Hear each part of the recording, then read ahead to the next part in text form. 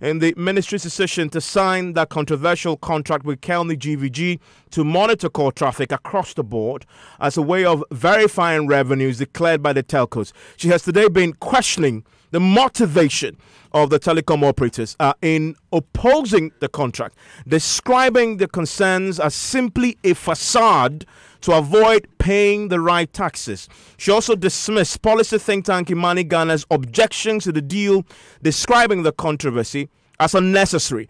There is a lot to walk through, including a few possible contradictions. But first, the minister today used a huge chunk of his speech to address the telecom operators, attacking the integrity, if you may, and questioning their motivation.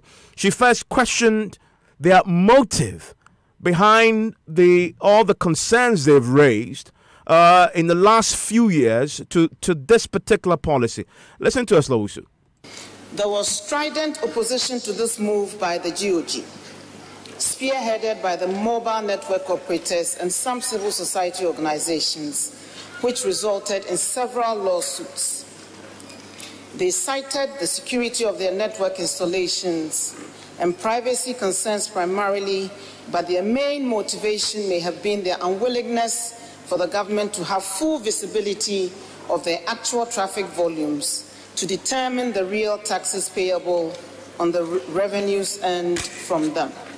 After Suba took over the GVG contract, they continued to monitor both local and inbound international traffic for the National Communications Authority and the Ghana Revenue Authority.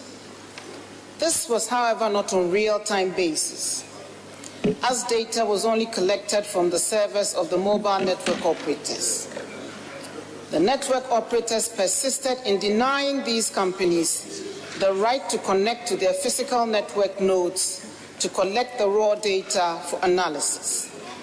The question we need to ask is why? Why this continued fear of the regulator getting access to the raw data from the same sources the MNOs derive their data from for independent verification and analysis of the actual revenues due government? Why this persistence, this insistence that state agencies should only get the mediated CDRs, which is the call data records? Why this persistent desire to deny the authorities access to real-time data? Well, she went ahead to actually raise the possibility that the telecom operators could actually be manipulating their call records. Mr. Speaker, without independent comparison of the call data records with data actually gathered from the monitoring of traffic in real time, it is impossible to ensure the accuracy of declared traffic volumes. If traffic is not monitored in real time, the only source of capturing traffic volumes would be from the MNO service, CDRs, and that could be manipulated, as there is no guarantee that they haven't been tampered with in the absence of the control mechanism of electronic real-time data capturing. Up until now, there has not been any real-time capturing of volumes either by GVG, Suba, or AfriWave Ghana Limited. She went further, suggesting that all the complaints you've heard from the telecoms chamber in particular, they've been speaking on this quite forcefully, it could simply be a facade to avoid paying the right taxes. We will enforce the law fully. Kelni GVG, the NCA, and GRA are all data protection compliant, and we will continue to monitor their operations to ensure they remain so. In Africa, this same system is being implemented by GVG in Rwanda and Uganda currently, where all the MNOs in Ghana also operate. There has been no complaint of such intrusion in those countries, and the fears being expressed here are completely unjustified, fanciful, or smack of disrespect for our laws. It is a facade to avoid paying the right taxes.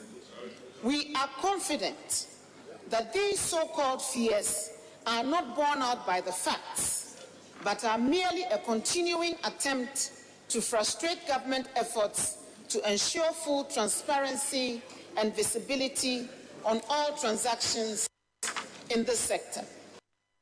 She actually lays out a deadline for the telecom operators to comply with the policy.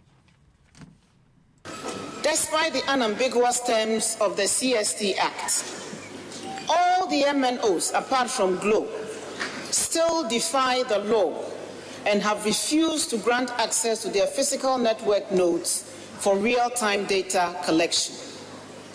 They claimed they preferred the monitoring platform to be owned and managed by the regulator, the National Communications Authority. It is only in Ghana that the network operators feel they can dictate how the regulator regulates them. Mr. Speaker, as I indicated earlier, Vodafone and Glo are currently in the process of connecting physically to the common platform. I expect the others to do so shortly. Their deadline for final connection, and I'm reminding them, is 11 June 2018. And failure or refusal to do so will result in the imposition of the specified sanctions. And the sanctions are pretty severe, and she serves notice that it will be implemented to the letter. It includes the revocation of licenses. Section 5 also provides that, I quote, a service provider who refuses to provide access to its network for government or its appointed agents as specified in subsection 4B commits an offense and is liable to pay a penalty of 5% of the annual gross revenue of the last audited financial statement of the service provider after the first 30 days. And if the situation persists after 90 days, the National Communications Authority may revoke the operating license of that service provider, unquote. Let me serve notice to all communication service providers in this country that we will enforce these provisions fully. So that's the communications minister there. Of course, the civil society group that really started this and has been on this for a while with the putting forward their strong case why this Kelni GVG deal isn't necessary at this stage is Imani Ghana. We've been joined on the telephone line, thankfully, by the president of Imani Ghana, Franklin Kujo. Hello, Mr. Kujo. Thank you for your time here on Top Story. It's a pleasant evening, Evans. Now, there is a lot that the minister said today, but fundamentally, she made the point that as far as she's concerned, there isn't any whiff, sniff of corruption that you can find as far as this deal is concerned. And she was very forceful on that subject. A few seconds. Listen to what she said in response to that particular suggestion. Play that. But I'm assuming that you had monitored it. You monitored it. Your listeners' time. Seriously. Why do you suggest so? Because the minister was clear. The listeners may not have heard her. No, you may. People have heard it over and over again. Anyway, but it's your own. You can choose to do that. No, but it's important, because I just want listeners to be in with us as we go. Many will not have listened to this. And this is the essential part where she hints at the corruption allegations. There has been absolutely no corruption or underhand dealings in this transaction. I can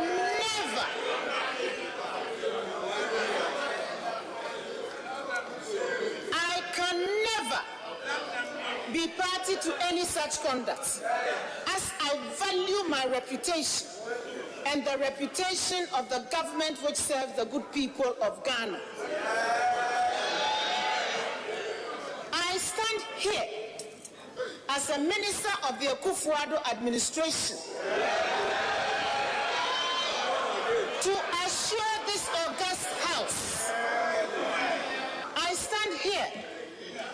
as a minister of the Akufo-Addo administration, to assure this august house that I believe this is the best deal we could have got. That's the point, Franklin, that this is the best deal we could have got. Is that, well, first of what's your reaction to that? Well, first of all, the terms corruption are the ministry's own creation and, if you like, imagination.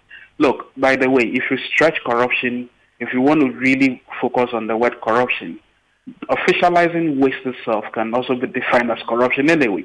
While we haven't accused her of corruption directly, we are suggesting that the project she's embarking upon is a wasteful enterprise because it's a sufficient expedition to look for ghosts, whether they exist or not, and the person looking for ghosts will be paid $1.5 million a pop every month for 10 years. Now, we're asking, why would you want to spend people's money that way? To protect a CST tax, which has been traditionally known to be hovering around $74 million. Why would you want to spend almost $18 million every year protecting that figure? Why don't you base the payments on incremental revenue that these so-called machines will go and find? So in any case, that's the first explanation. On that explanation, he has a response. He says it's not true that they'll be paid the amount you mentioned, 1.5 million, in 10 years. He says it's 5 years. He says the initial contract period is 5 years. That's what she put before Parliament today. Evans, the contract says automatic renewal after 5 years. No, the Central Tender she disputes that report. Can I land? The Central Committee tenders report that blessed these odious bill, by the way, actually stated in clear terms 178 million for 10 years. I'm sure you cited that contract. The contract says automatic renewal after 5 years.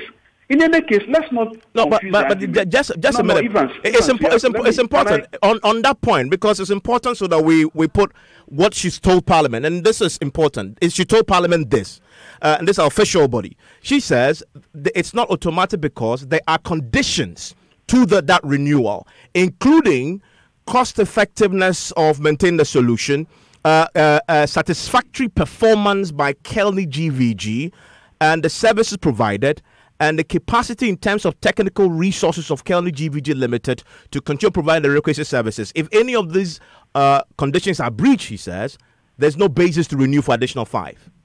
Well, two things you are saying. I'm submitting to you that per the contract, and if you've read the contract, it's an automatic renewal. Secondly, what is the propriety in paying somebody for 5 years? Let's even assume that is even the case, which is not true. 5 years continuously for $1.5 million when they are not able to tell you exactly what they are likely to find. All the things you've read, the conditions, have nothing to do with the return in terms of finances. You are paying 1.5 million taxpayers' money, dollars. That's about 6 million Ghana cedis, to somebody to look for thieves in your kitchen. Meanwhile, as the food is being eaten in your kitchen, you are deciding that you are paying the so-called watchman more than the entire food you buy into your fridge. The fact of the matter really, Evans, is that we are looking at the issues about value for money. There can be no confusion about this. In any case, what is the rush? What is now the turnaround point that is being made and almost threatening the telcos? I thought when this conversation began, they said there's no telco that is resisting. None of them is resisting. All of a sudden, they are issuing threats and saying that these telcos cannot be trusted. A telco like MTN that just listed on the buzz yesterday can't be trusted. But we can trust a faceless entity like Kelni GVG, whose directors we do not know, whose what's it called? Their modus operandi we do not know. The architecture they are building, we've not seen the bill of quantities to determine the so-called $50 million they are bringing in, which, by the way, is in stark contradiction to the Deputy Minister's $60 million claim. The Deputy Minister also says they paid $9.9 million already. The Minister says to Parliament, we paid only $1.5 million. So which is which? However you look at this, by the way, 25 CSO leaders and think tank leaders cannot be wrong when they've issued a statement to the various bodies involved in this matter, MOC, the NCA, and the Tender Committee, asking valid questions. Who are the people behind Kelni GVG? Was there value for money done in this particular deal? On what basis were the previous contract cancelled? You cannot claim that you saved us $1.1 million off previous contract that you yourself agree, and we agree with you, by the way, that the contract returned low value. That's not how to do value for money analysis. And by the way, Evans, did you know that just recently, April 19, 2018, a court in Kenya, and this I'm reading from Reuters. If you Google it, you see, court stops Kenyan telecoms regulators' fake mobile monitoring platform. So everywhere else that Kelni, so the GVG has actually operated in, they've left trails. So countries like Kenya are scared. And because of that, the High Court actually stopped this fake monitoring equipment from being installed into the devices of the telcos. In Tanzania, we keep saying, they claim that the Tanzania, it worked well. The regulator says nothing was monitored. And that, the Vodacom, which is the largest telco player, said nothing was monitored, and that is a ruse. Let me tell you why this contract is so bad. You see, they signed a contract knowing fully well that because the telcos will raise issues of privacy and issues about, entrenching, of course, intruding our private space. So the contract has been cleverly crafted to say that if you break the contract, you pay 50% of the unexpired term. Who does this kind of contract? Which means if you break the contract today, Kelni GVG and its faithless owners will get almost $85 million free money. What type of contract is this? There's a fundamental question that the position you've expressed raises. You say that, essentially, this is a fishing expedition. You might not get anything. But is it your understanding that the figures being provided by the telcos in terms of revenue figures and traffic, etc., to the NCA is accurate, for which reason we don't need to monitor them? Well, telecom engineers and people who are familiar with this matter have said that, look, eventually, if you do what you want to do, and the reason why you are being prevented is because of breaches of data. That's all. But even if you did what you did, what you find will not be different from what you're already getting through the mediated CDR. How do you know that for certain, by the way? Well, listen, by the way, you see, one part of this argument is to suggest that traffic monitoring is the same as revenue assurance, which is not the case. If you want to assure revenue, there are ways you can actually get into the send occasional calls into the system and determine which ones will be fraudulent. In fact, these same people, by the way, April 2018, you know what they did? They did a test in order to determine whether they can plug in or not. They did a test, and these were the test results announced by the NCA, the Ministry of Communication. They found only 1938 fraudulent calls, which may be due to SIM-box fraud. Let me tell you how much savings they made when we had paid them $1.5 million in April 2018. Assuming all the 1938 calls were international calls, costing 19 cents per minute, and all the calls lasted a minute, they only saved us $368. If all the calls were international calls, which is not the case, which is not likely to be the case, and lasted 1 hour, they only saved us $22,000. That's the basis, that's the value for money analysis they've done and taking round to go and ask for $1.5 million to save us what? $368 or $22,000 in the unlikely event. What kind of business is this? There's also I'll close shop and do it any day. It's not even lottery. There's a fundamental question that Imani also raised about the company GVG and its background. And in fact, questions have been raised about what due diligence has been done into the background of GVG. Today, the minister told Parliament that apparently in 2009, National Security conducted extensive due diligence on GVG and confirmed, and I'm quoting here, and confirmed the credibility and technical capacity of the company in a writing, and it quotes the letter date. And so clearly the minister's position is our national security have already cleared GVG to operate in this particular sector. And so that background due diligence has already been done. Your reaction? Well, I'm not going to impugn the reputation of the national security here. But if they had gadgets to be able to determine if the GVG was that competent to do the work, why is it that in Senegal their contract was cancelled and they were chased away? Why is it that in Liberia they are being audited because they paid a $20 million bribe to Johnson Sirleaf? It's alleged they are being audited. Why is it that in Haiti they've been chased away? That's their home country, by the way. In fact, why is it that in Guinea, Conakry, and all these places they are having issues? Why is it that in Tanzania, when they connected in April 2016 and they claimed they returned some money, it turned out that it was due to the Finance Act in 2016 in Tanzania, which increased taxes across board. That was the result for the increases and not because there was a monitoring.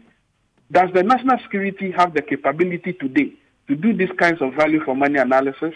If they have, then we should join forces and call this deal the name it is. In fact, it is a bad deal. The minister today answered the question about whether GVG had some challenges in other jurisdictions. She admits that, I mean, and in fact, this is the first time that has been that outright admission, that GVG indeed had some challenges. In fact, this is how she put it, and this is interesting. She says, telecom companies operating in Ghana have been fined and face challenges in some countries they operate in. That doesn't make them fraudulent or disreputable companies. GVG has also experienced some issues.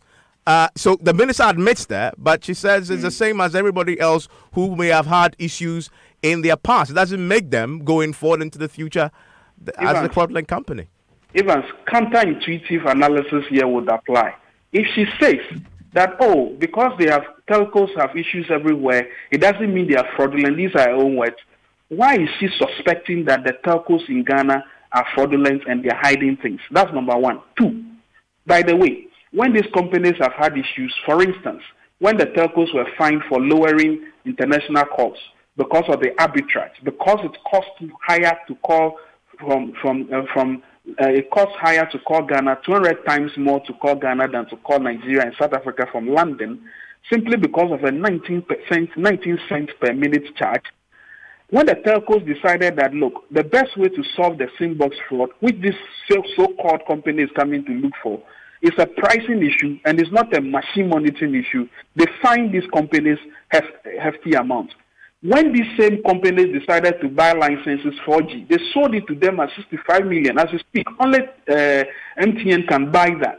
How are you expecting them to increase their quality and then later you find them because you've skipped the prices of some of the regulations? In any case, when these companies are erecting masts, they have all kinds of problems, land problems, double sale and all of that. In a regulated environment that is supposed to be forward-looking, these things wouldn't happen. But let's ask the question finally.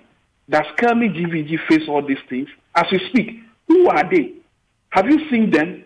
If I have a problem with Tigo or I have a problem with MTN, I walk to MTN and I can meet human beings. The minister today told Parliament. No, let me land. Yeah. They can address my issue, right? I don't know where Kelni GVG is. I don't know their directors. I don't know. In fact, the monitoring should begin from Kelni GVG as we speak and not waste our time. In any case, Evans, can I tell you the final thing? Tell me. The only thing that changed from the statement the minister made in Parliament was a Bible verse, Exodus 32:26, and I quote, "Who is on the Lord's side, who for him will go?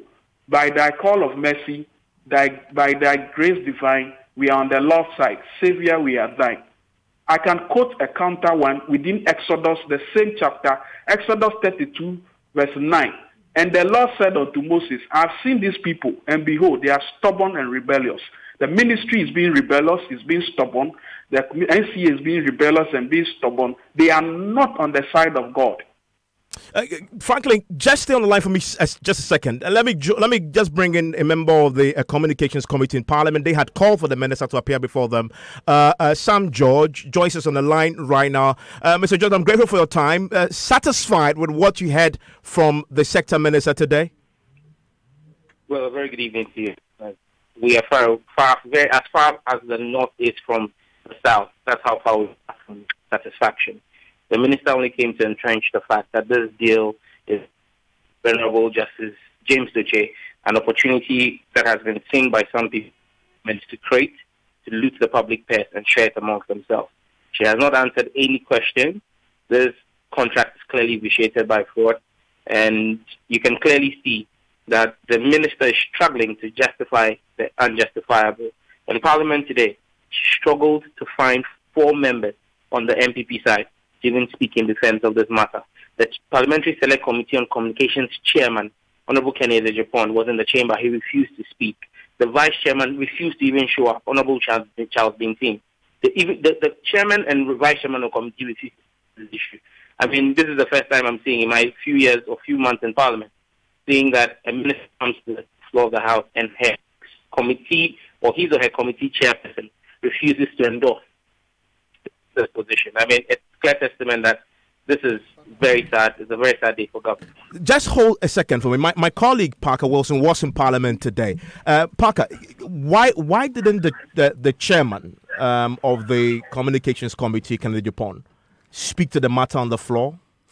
He didn't. In fact, when he was called upon to speak on the matter, he declined. I realized that he was having a conversation with the majority leader at the time, and then he failed to speak on the matter. And the minority at the time were shouting and screaming that they would want him to speak because normally a chair of a committee would want to defend the contract or any statement put together by a member of the community, and especially it's about the communications ministry, which of course he is the chair of that committee in Parliament. So they were expecting him to comment, but then he didn't. And then did he stay in the chamber? Within a few minutes, he just left while the minority members were calling on him to come and talk. He ignored them and then he left the chamber. Parker, thank you very much. So, Sam George, tell me, so what next? What is it that you guys plan to do in the House? There are three options open to us through the parliamentary channel. We can either come in by way of a speech and call on the Speaker to refer the matter again for a parliamentary inquiry. By way of a question and hope that there will be a consequential order by the Speaker, or by way of a motion. If all these three fail, we would resort to saying the media. We will be holding a round table where we will invite the media, we will invite ministry itself, invite Kelni GVG if we can find them. The minister claims they are in Laboni, but when you take their registration document from the Registrar General's Department, it states that they are in Kokomlemle. So you don't know who is telling the truth. Kelni GVG at the Registrar General's Department or the minister who says that they are in Laboni. And we'll be inviting CSOs like Imani and other like-minded CSOs that have spoken against this. We'll be inviting even the telcos themselves.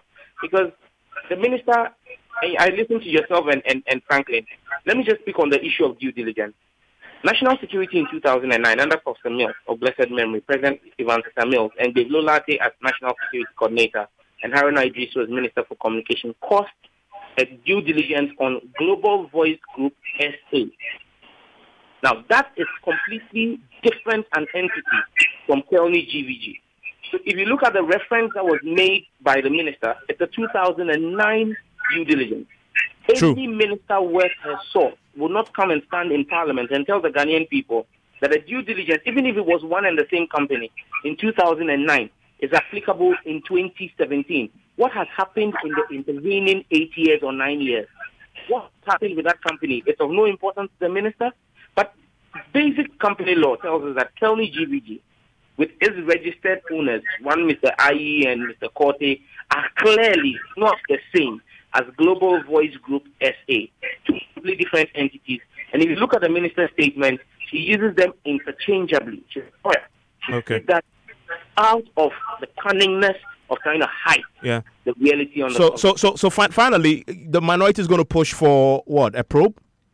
We need a public inquiry. I mean, Evans, if this was not a matter of public interest, you won't be running it as one of your major stories, as top story. Okay. You're running as top story because it's a major national issue. We need to have a public inquiry. It's taxpayers' money that has been committed, $18 million of KIA's tax, taxi driver's tax for the next 10 years.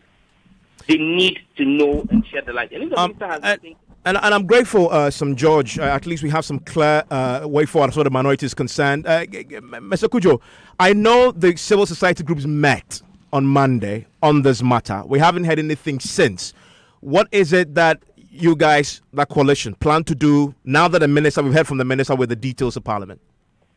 Oh, we've met and we've written letters to the minister, the Ministry of Communications, the Central Tender Committee, the NCA as well. And the questions, again, have been captured quite clearly. I don't know if you permit me, there's not much time, but clearly we are asking for the processes leading to the award of the contract. We are asking for the technical competence of the entity supposed to deliver this contract, the value for money behind, analysis behind this, the contract signed between the government of Ghana and Kelni GVG, the disclosure of ownership and shareholding structure of Kelni GVG, the current contract between GOG and AfriWave, the contract between GOG and Afriwave Telecom and, of course, Suba, and the contract and the basis for terminating those contracts in those 2010 contracts, that's Afriwave and Suba. And then we go ahead to ask for reports on savings made by Suba and Afriwave since they were engaged. All technical reports of the incidence of SIMBOX fraud in the telecom sector in Ghana, all other documents relating to the said contract. So these letters have been dispatched, and so we are awaiting responses. And as we speak, the Tax Justice Network, which is a very influential body of, it checks CSOs that check all these companies that evade taxes and what have you, have backed this call. And for them, they've even made a judgment already that this deal doesn't pass muster and must not be seen around the confines anywhere close to President Nana-Addo, who we believe strongly is against these kinds of wasteful enterprises. Franklin Kujo, I'm grateful that you joined us as a president of Imani Ghana. Later on, we'll hear from the Deputy Communications Minister, and we'll also highlight a few of the things that may have come up today that may have contradicted previous positions we've heard on this particular matter. Still ahead. Tonight, Alhaji Abubakar Abdul Rahman, also known as Alhaji Short, withdraws from the NPP national chairmanship race, citing internal squabbles as cause. The context was getting too heated, and he wouldn't like to be hearing hot debates on radio, supporters fighting here and there, to disrupt the president. And for the sake of that, he has withdrawn. The race is now down to 3 contenders, but who is Alhaji Short supporting? Well, we'll come out to see who we should throw our support behind. In the next few days, 3, 4, 5 days, we will come out. So the race is now down to 4. We explore this development and speak to the party as vetting of aspirants get underway for the July National Delegates Congress. Also, negotiations with striking laboratory scientists suffer another setback as the Health Ministry failed to show up for the second time for a meeting that could possibly end the strike action. Our leadership got there, and as we speak, we have not had any indication of the minister showing up to meet us. I am disappointed, seriously, because I see an attitude of peace dragging on. We'll get to hear from them and bring you government's reaction also in this edition.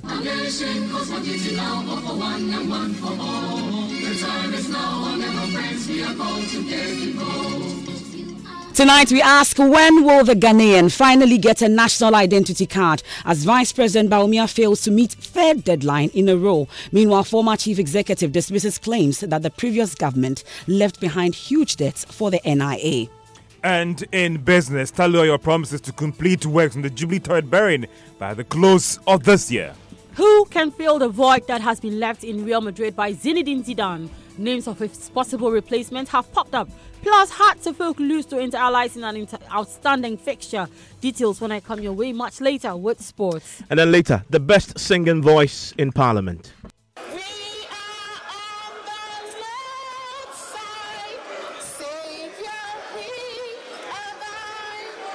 You want to join us on this Kelni GVG song contest later on the flip side. Send us your own version of that song you just heard there, and guess who put forward that rendition later on the flip side. My name is Evans Mensah. I am MF Paul. Join us with your thoughts and comments via WhatsApp 0244 340 437. We are back after the break. A true beauty with brains. For 10 years, you have always been there for me, caring for my every business need. Your excellent service with a smile inspires me to succeed. I pray I never let you down. And kameko feli akosombo down. My beauty in orange. What am I number 1? Charlie, how be my raps? It dawn, eh? You need money. Activate your SIM and win today. Recharge your card. Send the Sika for Vodafone cash. Send a text. Make a call or browse the net. Forget your worry. Vodafone promotion here solid. Vodafone, baby, with Vodafone and win cash prizes. 10 Ghana cedis every hour, 500 Ghana cedis every day, 5,000 Ghana cedis every week, and 50,000 Ghana cedis every month. A grand prize of 200,000 Ghana cedis could be yours. Just keep talking, texting, browsing, and using Vodafone Cash more. Kudipa. The future is exciting. Ready? Hey, Yinchi. I noticed that all the national stadia in Ghana have lasted for decades. Oh, yes. But do you also know that the concrete bridges are also decades old?